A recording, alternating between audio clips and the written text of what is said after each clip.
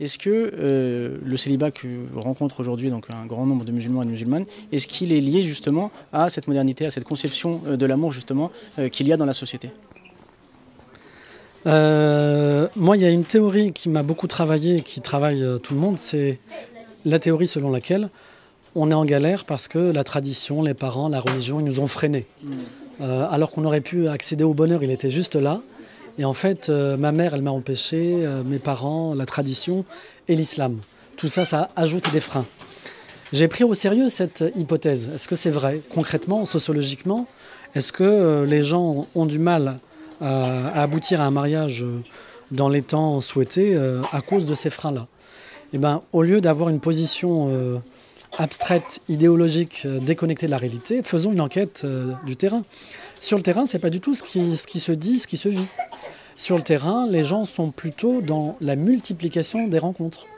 Ce n'est pas l'islam comme système de normes limitatif qui vient empêcher de se marier. Sur le terrain, c'est plutôt que les personnes écoutent 1000 voix à l'intérieur d'elles-mêmes et autour d'elles, qui lui disent il est bien, il n'est pas bien, il faut écouter ses sentiments, mais ses sentiments ils changent en permanence. Donc en permanence, mon évaluation de est-ce que cette fille est bien pour moi ou pas, ça change. Donc prendre une décision, c'est compliqué quand en permanence, ça change. Donc en fait, c'est les nouvelles conditions de vie et de décision de la modernité qui ont rendu le mariage très difficile, voire impossible. Parce que c'est comme aller acheter un paquet de gâteaux au supermarché. Il y a un rayon ou plusieurs rayons avec des centaines de produits. Alors, je suis tombé sur le gâteau aux figues, j'ai bien aimé, voilà, c'était un premier choix.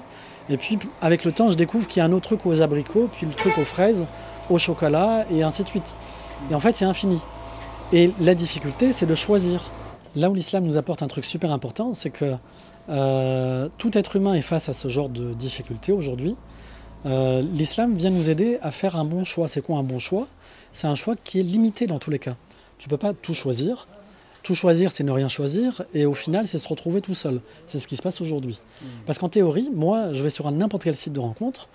J'ai une indienne, une africaine, une asiatique, tout le Maghreb, toute la France. J'ai des profils de tout le monde entier en théorie. Donc il y a une illusion de pouvoir illimité, alors que la réalité, je me retrouve tout seul quand même. Ouais, tu vois le paradoxe, c'est qu'en fait on est dans des situations où on nous vend l'éternité, et c'était un peu ce que Shaitan a essayé de vendre Sayyidina Adam alayhi salam. Il lui a vendu l'arbre de l'éternité, alors que c'était pas du tout le cas. En mangeant du fruit interdit, il n'allait pas avoir l'éternité. Aujourd'hui, on nous vend l'éternité dans plein d'objets de consommation, y compris le site de rencontre, y compris de tel ou tel vêtement, etc., etc. Mais quand on rentre là-dedans, c'est pas du tout l'éternité qu'on a, c'est pas le pouvoir absolu. C'est au contraire, on retombe sur la petitesse de chacun.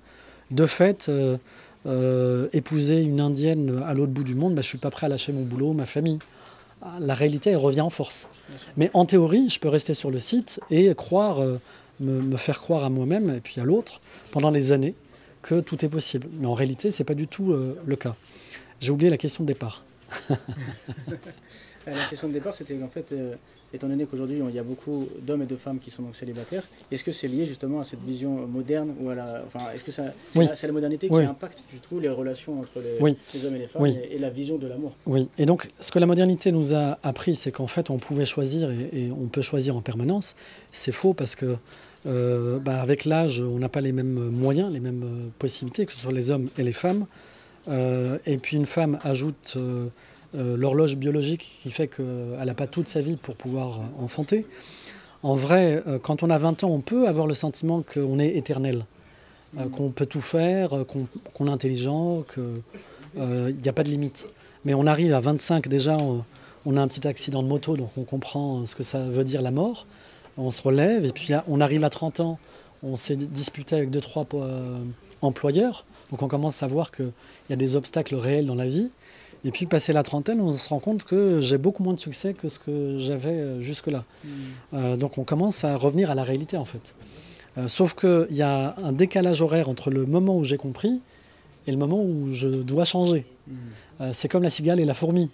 Il faut anticiper, en fait. Si c'est à 35 ans que je comprends la vie, c'est trop tard. En tout cas, il y a des choses comme le mariage. C'est très difficile à l'échelle de la société d'accepter qu'on comprenne seulement à 35 ans. Il faut le comprendre à 15 ans, même avant. Parce qu'aujourd'hui, on prend n'importe quel enfant, on lui demande déjà c'est quoi un homme, c'est quoi une femme. Déjà, ça commence à débattre. Et en plus, pour être heureux, c'est quoi la voie qu'on va se donner. Et ben, le mariage a disparu des propositions universelles. C'est autre chose qui nous est montré. Donc la modernité nous a mis sur une voie. Cette voie, concrètement, ne marche pas. La preuve, elle est très simple. Il faut vraiment accepter de voir la réalité. Il n'y a jamais eu autant de solitude de toute l'histoire de l'humanité. Jamais. Les seuls moments dans l'histoire de l'humanité où il y avait un célibat massif, c'est quand il y a des guerres. Les hommes vont à la guerre, ils meurent. Les femmes se retrouvent seules. Les femmes d'une génération se retrouvent seules. Voilà. Il peut y avoir c'est des événements comme ça extraordinaires qui expliquent le célibat. Mais sinon, jamais on n'a connu de célibat massif.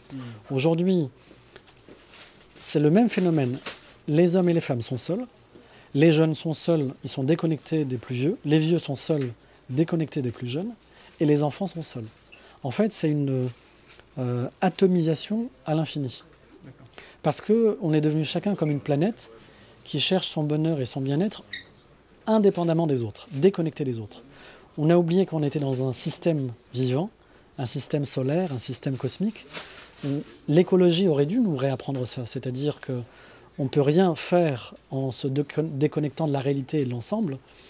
Et nous, on cherche à fabriquer un bonheur, un bien-être et de l'amour en étant déconnectés des réalités de base.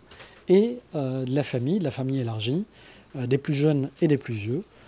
Et donc on est dans une forme d'égoïsme généralisé qui ne fait que multiplier les problèmes. Et en plus, on va traiter chaque problème séparément. Donc les vieux, c'est maison de retraite, c'est une solution que pour eux. Les enfants, c'est la maternelle, plus la télé et les jeux. Les célibataires, c'est des sites et des sorties. Sauf qu'en traitant les problèmes séparément, on crée encore de nouveaux problèmes. Et c'est comme ça à l'infini. Donc pour faire rupture et changer radicalement, il faut redécouvrir la place de chacun dans le tout. C'est quoi la place de l'être humain dans le cosmos? C'est quoi le sens de la vie? Il ne faut pas que je passe 40 ans de ma vie à me convaincre que je peux vivre sans femme. C'est débile de redécouvrir la roue à 40 ans. C'est une banalité que d'accepter qu'un homme et une femme sont faits pour se compléter. Cette banalité, cette vérité première, on doit la prendre en maternelle, pas à 40 ans. Pas à 40 ans après beaucoup d'échecs, de blessures qu'on a fait aux autres et qu'on a subi soi-même. Voilà en quoi l'islam peut être essentiel sur ce sujet, par exemple.